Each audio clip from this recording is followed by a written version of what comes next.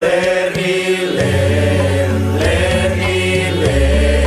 tanggure wus sumiler, tak ijo royo-royo, tak senggo temanten anyar, tak senggo temanten anyar. Beritahu kalau sholat-sholat yang kesunatannya itu tidak jamaah, sebaiknya jangan dipaksakan jamaah. Karena kadang fadilahnya disirron. Kalau balik ini malah seperti sodakoh. Kalau zakat wajib itu sebaiknya diumumkan supaya orang tahu bahwa dia sudah melakukan kewajiban. Tapi kalau zakat tidak wajib sebaiknya sirron, sebaiknya rahasia. Begitu juga sholat jamaah itu kenapa baik di sholat fardu? Karena kalau yang tidak jamaah kan dikira dia tidak sholat. Makanya kesunatannya sholat fardu napa jamaah. Tapi selalu potensi riya, sum'ah, pamer itu ada. Sehingga ada sholat-sholat yang dari awal didesain supaya tidak kelihatan orang. Yaitu sholat nggak usah berjamaah. Plus baik di rumah. Semua ulama ijma sholat sunat itu baik di rumah apa di masjid? Di rumah. Di rumah, di dalam kamar sama di kamar tamu, ruang tamu baik di dalam kamar. Bahkan Nabi nyebut sholat fiko ibaitiha di kamar paling dalam. Nah, bagaimana mungkin sholat yang sudah didesain sirron begini, misalnya kayak tahajud, disunatno bengi-bengi ben ra wong roh, disunatno ning jero kamar ben wong ra roh. Jebule jamaah kan jadi aneh kan. Tapi kene nentang ya goblok, barang apa kok mbok tentang. Ya tapi kowe tenanan ya goblok kok ora sunah Nabi iki, Pak. Mulane nek ora takok itu yang jenengan takoki kok ngubang-ubang. Lah makane aku wong alim dadi bingung. Bingunge iku mergo akeh ilmune ora kok koyo bingungem. Tapi sing jelas peminat ibadah kelon itu lebih banyak. Ini mau sing mesti niku. Karena Anda harus sepakat kan kelon niku napa? Ibadah. Kita sepakat kan. Dan itu peminatnya banyak. Itu sekali ada pengganggu pasti dikomentari tidak baik. Padahal pengganggu ning ngajak tahajud. Itu akhirnya kan tahajud jadi korban dikomentari gara-gara penggang. Nah itu yang saya tidak senang.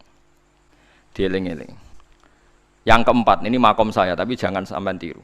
Ada thariqah namanya Mulamatiyah yang pernah disebut di mana ya Mulamatiyah. Orang sing maca Malamatiyah. Ada ulama itu seumur-umurnya itu tidak pernah sholat qobliyah ba'diyah. Tapi aja tiru, kalau ngomong saya ulang-ulang jangan tiru. Nah, kalau sering tiru, mboten nate sholat qobliyah ba'diyah. Termasuk yang menentang itu Abdul Hasan Asy'adzili dulu ketika beliau belum wali papan atas. Ulama Mulamatiyah itu kalau katoan itu dengkulnya ketok, jadi agak-agak pupu paling bawah itu ketok lanang loh, makanya coba yang wedok nih lanang bakat lanang. Kalau wong wedok kan auratnya semua tubuh ya. Jadi rodok katoan cekak. Pas Abdul Hasan Asy'adzili liwat tuh dia ingkar, dia ulama kok katoan cekak atau sholat sunat. Hasan Asy'adzili yang jadi thariqah sama Syadziliyah loh. Itu juga pernah wali anyaran, janggal dia kan cek wali perfect, wali senang sempurna. Nah, akhirnya ketemu sama ulama itu ternyata jagongan yang antarane langit mbek bumi. Kok orang tadi sing katokan cekak maksudnya itu kok orang tadi. Terus digojol sana. Kamu jangan nyindir saya, jangan ngenyek saya. Makomamu cek dura aku. Kamu lihat itu umatnya Muhammad banyak. Itu sing iso ngancani aku. Ternyata dia itu punya thariqah kumpul wong bid'ah, wong sekuler, wong nakal-nakal. Supaya mereka untuk rahmat mergo ini. Karena dekne mantep parang pangeran gak mungkin wong bid'ah wong salah tak awari aku kena azab. Mesti pangeran ngergani aku. Jadi dekne ngancani wong nakal iku demi supaya wong nakal ora kena azab. Mergo diproses ilallah. Diproses didakwai napa? Ilallah. Sebab barokah niku dekne dadi wali. Terus nek dekne salat sunat qobliyah ba'diyah dekne berat. Gak tahu blas alasane. Dijak sholat fardu ya abot, nak nganti disangka qobliyah ba'diyah penting malah abot. Mulane aku ora usah sholat qobliyah ba'diyah. Lah iku sing makome iku kula baleni malih. Dijak sholat fardu wae abot. Nak nganti aku qobliyah zuhur 4 rakaat, ba'diyah zuhur 4 rakaat. Utawa 2 rakaat, 2 rakaat. Tapi paling afdal kan papat khusus zuhur lho nggih. Kaya apa? Dadi dekne nunjukno nak Islam iku mau sholat fardu fakot, ora luweh, ora kurang. Lha iku dadi wali Mulamatiyah sing digo tawasul teng Manaqib Syekh Abdul Qadir apa? Jilani ya Mulamatiyah. Iku wali-wali anti salat qobliyah, anti salat ba'diyah. Lane kula niku nganti sakniki nggih jarang. Teng kampung kula nu terkenal Gus Bak iku wong alim ora tau salat sunat. Ya angger wong narukan salat sunat kabeh aku malah ora, tapi nek ora kabeh aku tak salat ta. Pokoke sementing ku ya sementing beda. Sementing beda. Ya alasannya masuk akal. Alasannya masuk akal. Maka itu Abdul Hasan Asyadzali pernah juga diingatkan wali-wali yang lebih senior. Begitu juga Abu Yazid Al-Bustami. Beliau juga pernah dipermalukan wali-wali agak preman. Tapi itu cerita wali, sampean harus percaya karena ini cerita ilmu hal.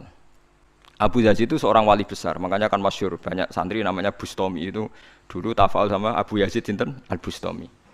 Itu dia wali, ya wali Menara Gading, dia yang ngajar di pondok awalnya begitu ngajar, pokoknya jadi wong saleh.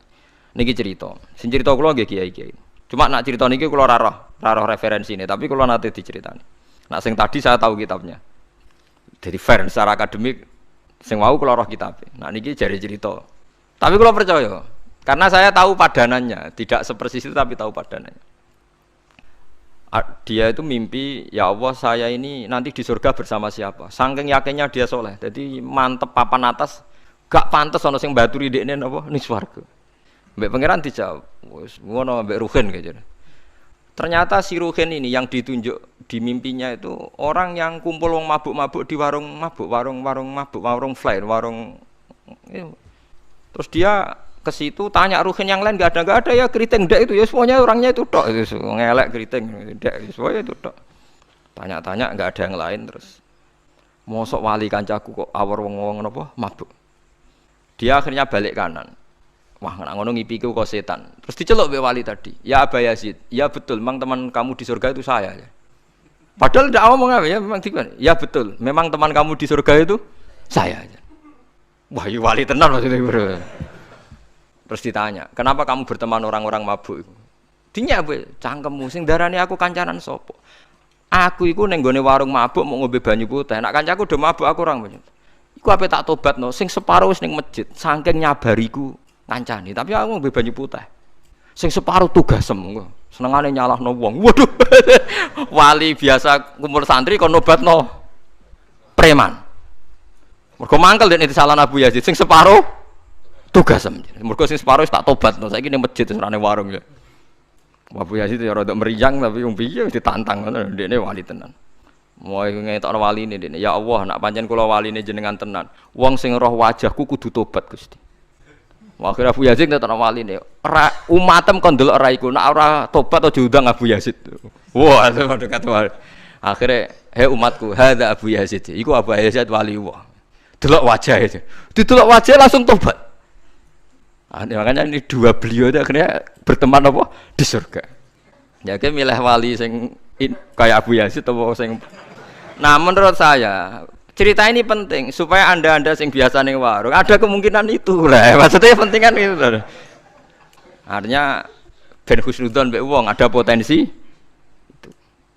Lho nggih, sampean tak critani di Yaman itu ada para habaib Maulad Dawilah. Maulad Dawilah itu termasuk habib yang kastanya sepuh. Itu Sayyid Umar Hafid itu sering main di sana di kampung Maulad Dawilah. Niku nggih modele nggih mboten nate salat sunat.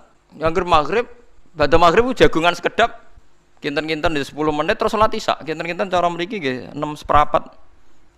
Ya Sayyid Umar nggih mau gedhe-gedhe tok tapi Habib sendiri gitu. Mboten ngenteni wektu isya. Angger takoki jenengan Habib ndak bedui, pokoke kita bedui. Saking khawatirnya Islam dianggap berat. Mergo Imam Syafi'i ning mazhab kaul jadid, malah mboten kaul qadim kaul apa? Jadid. Nak darani wektu maghrib kira-kira wong salat 5 rakaat. Nggih, terus pokoke wong wudu nutupi aurat salat 5 rakaat.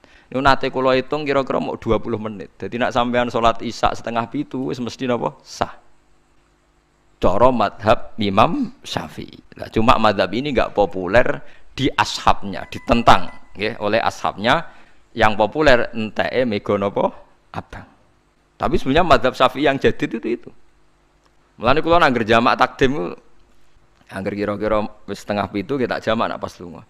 Nggih sering jamak kalau tiang-tiang, tapi niki dereng isya. Ya pokoke cara aku wis ngisa, cara aku ora kudu mbok. Pokoke cara aku wis isya. Ya sebab kaul jadid malah. Makanya dulu ada seorang ulama berdebat. Sing sitok setuju waktu maghrib niku ngenteni enteke mega napa abang. Ana sing debatnya masuk akal ngeten. Niki sama-sama ulama bapak mbek anak. Padha ngalime ya padha sepuh. Ulama iki malah aneh carane nentang iku dekne cara dekne wektu maghrib ku nganti kira-kira 6:30 nganti jam 7. Engko lagi wektu isya jam 7:15. Pokoke dekne moh nak darani wektu maghrib ku cepet moh. Jadi alasannya masuk akal. Pangeran nak gawe biasanya ana kembarane, jadi ana tandingane. Jadi lucu ulama kok jadi. Ulama ya kadang ya lucu. Sampai nak sholat subuh jam piro? 4:30 kan, anggap aja 4:30. Berarti subuh nganti meletak srengenge ada waktu 1 jam setengah. Ana waktu pinten? 1 jam setengah. Lah saiki maghrib iku wis surup. Nggih, maghrib napa? Surup. Kudune maghrib ku duwe padanan subuh ana waktu 1 jam setengah. Amun dia setuju, entek mego abang tenan yo nek 1 jam setengah mana dia nak santrine azan jam itu ngamuk, cung paling cepet 7:30. Perkarane dekne cara berpikir maghrib dipadakno subuh yaiku qoblatul isyamsi ana wektu 1 jam setengah jatahe subuh. Kudune ba'da ghurubi syamsi ya ana 1 jam setengah jatahe maghrib. Dadi akhirnya santrine nak azan 7:30, 7:30. Nak jam itu damuk tenan. Nak maulad dawilah wali 6:15 wis ngisa. Perkarane. Lah iku ulama. Ya semulane ya semacam-macam ulama iku macam-macam. Ya sik anut sing umum sing penting ora ruwet. Ya tapi wau as-shalat khairun maudhu'un, asal salat itu mesti napa apik. Ya asal salat itu mesti napa apik. Soal kaifiyah macam-macam. Nah, sing terakhir sing masalah kaifiyah yang enggak diterima. Apakah boleh witir hanya 1 rakaat? Jawab Imam Syafi'i, na'am boleh witir hanya 1 rakaat. Kados kula piyambak barisa seringe witir namung 1 rakaat. Ya ora ana ndase, ora ana gurine, 1 rakaat fakot. Iku witir sejati, paham? Witir napa sejati. Mereka ora nganggo 3 rakaat yang 2 kan masalah kan ana nyicil napa witir. Jadi kalau tak akali Gus kenapa nak witir sitok lah aku nganggo witir model piye wae ketoke ora sejati gak witir napa sitok. Lha iku Sayyidina Utsman ku sak urip-uripe sahabat terkenal niku mboten nate witir luwih kok sitok iki sak rakaat tok. Tapi aja takok sing diwaca Quran khatam lha iku perkara. Dadi sak rakaat tapi diwaca Quran apa khatam. Jadi autaro birokaaten khotama fihal Quran. Jadi sak rakaat tapi khatam Quran. Iku sinten Sayyidina sinten Utsman. Alasan Imam Syafi'i Nabi tau witir nganggo 3 rakaat.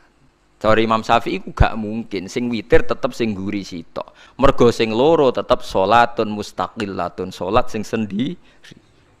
Mulane mulai sakniki sampean nak mulai solu sunatan minal witri rakaataini jami'ah wis pokoke salatu jami'ah ya la haula wala quwata illa billah.